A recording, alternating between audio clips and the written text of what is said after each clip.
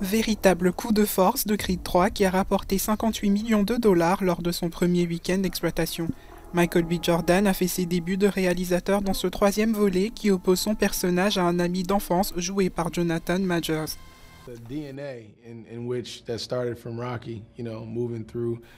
Je pense que le ton et l'histoire de l'outsider que les gens aiment tant se retrouvent dans l'ensemble de ce film. Ces personnages emblématiques qui traversent ces obstacles et ces épreuves auxquelles nous sommes tous confrontés à un moment donné de notre vie.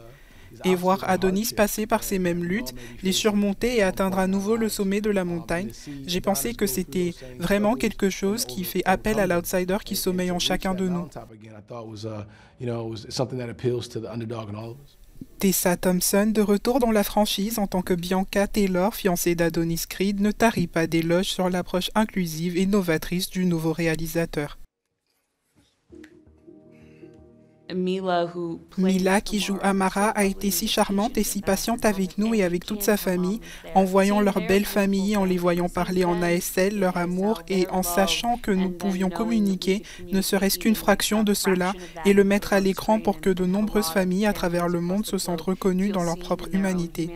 Et puis aussi, entre-temps, rendre les gens qui font partie du monde des entendants plus curieux, espérons-le, de l'ASL et de l'expérience de la communauté sourde, c'est la chose dont je suis le plus fier dans ce film.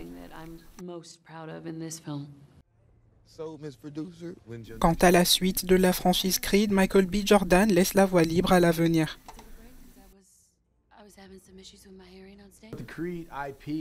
La propriété intellectuelle de Creed et le Creedverse, comme j'aime à l'appeler, et que je suis en train de construire, ont beaucoup d'avenir. Nous avons créé un grand nombre de personnages intéressants et les gens sont curieux de voir ce qui va se passer et où ils vont aller.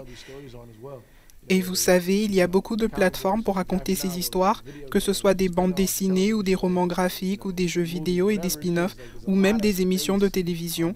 Peu importe ce que c'est, j'ai hâte de les raconter. Ce troisième opus est également le plus cher de la Creedverse, avec un budget de production de 75 millions de dollars contre 35 et 50 millions de dollars pour les autres films.